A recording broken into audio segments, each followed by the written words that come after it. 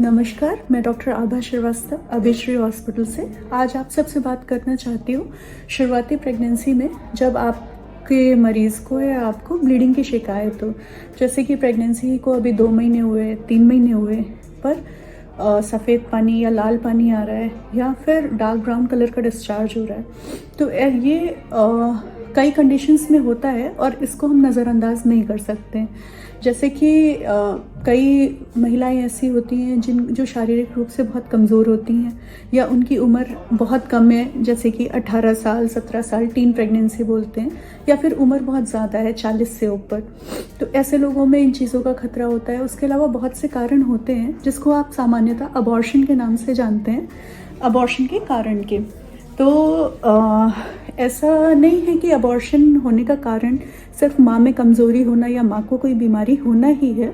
Abortion के कई कारण होते हैं जो कि डिपेंड करते हैं कि कभी प्रॉब्लम कहीं भी हो सकती है, से कभी स्पर्म में, शुक्राणु में कुछ ट्रांसलोकेशंस बोलते हैं हम, वो होती है, तो फिर सही से बच्चा पनप नहीं पाता और अबॉर्शन होने के चांसेस ज़्यादा होते हैं। कई बार जो बच्चा ठहरा है उसकी क्रोमोसोमल जो वो है बनावट है, क्रोमोसोम्स की जो स्थिति है वो जैसी होनी चाहिए वैसी नहीं होती, तो उस कंडीशन में दैट चाइल्ड, वो बच्चा कंपैटिबल नहीं होता है लाइफ के लिए, तो उस तरह से पनप नहीं पाता है। तो ऐसी स्थिति में भी अबॉर्शन हो जाता है, ब्लीडिंग होती है और बच्चा गिर जाता है। कॉमनली हम इसे बच्चा गिरना बोलते हैं गाँव में।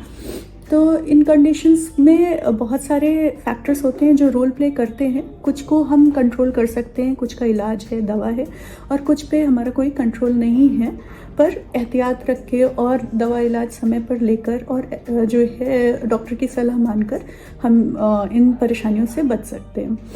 जो मोस्ट कॉमनली जो कारण होता है माँ के जो कारण होते हैं, बच्चेदानी की कभी कोई बनावट में परेशानी है या बच्चेदानी अंदर से बहुत ज़्यादा चिपकी हुई है, जिसको एशरमैन सिंड्रोम बोलते हैं हम, जो अक्सर टीबी के बाद हो जाती है महिलाओं को, बच्चेदानी का जब टीबी हो जाता है, और या फिर कोई इन्फेक्शन है। इन्फेक्शन कई तरीके के होते हैं, बैक्टीरिया, वायरस, फंगस सब इन्फेक्ट करते हैं यूट्रस को, सर्विक्स को, पर जो उसमें से सबसे ज़्यादा नोटोरियस है, सबसे ज़्यादा कुख्यात इन्फेक्शन है जिसको हम टॉर्च ग्रुप ऑफ इन्फेक्शन बोलते हैं, और एक जो है एक और HIV जो आप लोग सामान्यतः सुनते रहते होंगे, वो भी कॉज होता है, वो भी कारण होता है अबॉर्शन का। तो जो मैं आपसे कहना चाहूँगी, जो टॉर्च ग्रुप ऑफ इन्फेक्शन है वो बहुत ही ज़्यादा खतरनाक होता है किसी भी माँ बनने में। इसका सबसे अहम रोल होता है। एक्चुअली जो टॉर्च ग्रुप ऑफ इन्फेक्शन है ये बच्चे को पनपने नहीं देता, और अगर बच्चा पनप भी रहा हो तो रुबेला जो है वो बच्चे को अंधापन या बहरापन ये सब चीज़ें कर सकता है बच्चे में परेशानियाँ। तो ऐसी स्थिति में ये इन्फेक्शन अगर है माँ को, तो इसका इलाज होना और समय बच्चा ठहरने से पहले वैक्सीनेट होना, गर्भवती महिला अगर है तो उसकी स्क्रीनिंग होना बहुत ज़रूरी है। तो ये कंडीशंस हैं। इसके अलावा कुछ हार्मोन्स की परेशानी होती है, जैसे कि थायराइड का कोई डिसऑर्डर है, थायराइड बढ़ गया है, घट गया है, दोनों स्थिति में अबॉर्शन के चांसेस हाई होते हैं।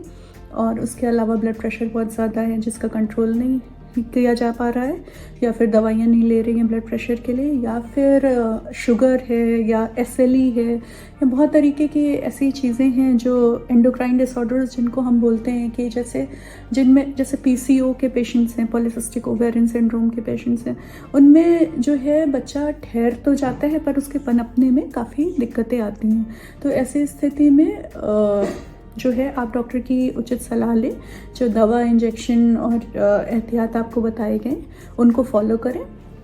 अगर इन केस ब्लीडिंग ज़्यादा है और इतनी ज़्यादा है कि जो नॉर्मली जो महीना आता है उससे ज़्यादा ब्लीडिंग हो रही है, चक्कर आ रहे हैं, आंखों के आगे अंधेरा छा रहा है, तो ऐसे में महिला को तुरंत हॉस्पिटल ले जाना ज़रूरी होता है। कई बार अबॉर्शन इस स्थिति पे पहुंच जाता है कि बिना अबॉर्शन किए, यानी बिना सफाई किए, माँ की जान बचा पाना मुमकिन नहीं हो पाता। तो ऐसी स्थिति में देर नहीं करें हॉस्पिटल पहुंचने में, और इसके अलावा मैं बस ये कहना चाहूँगी कि कभी भी दिन चढ़े, प्रेगनेंसी ठहरे तो बहुत ज़रूरी है कि आप उसका असेसमेंट करवाएं, डॉक्टर के पास पहुँचें, जिसमें कि शुरुआती एक अल्ट्रासाउंड डॉक्टर कराते हैं आपका, और ये एंडोक्राइन डिसऑर्डर्स हैं, थायराइड है, इन्फेक्शन है, इनको चेक करवाते हैं। तो ऐसी कोई स्थिति समझ में आती है, अगर ऐसी कोई बीमारी निकल के आती है तो इसका दवा इलाज समय से शुरू हो जाता है। या फिर कई बार बच्चे में ही कुछ प्रॉब्लम है और बच्चा पनप नहीं पाया है, यानी ब्लाइटेड ओवा में या कोई और परेशानी है,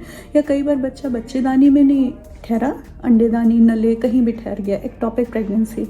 तो इन सब चीज़ों का समय पे डिटेक्शन होना बहुत ज़रूरी है। जितनी जल्दी ये परेशानियाँ पकड़ में आएंगी उतना ही बेहतर होगा माँ के लिए, और उतना ही आसान होगा इलाज कर पाना डॉक्टर के लिए।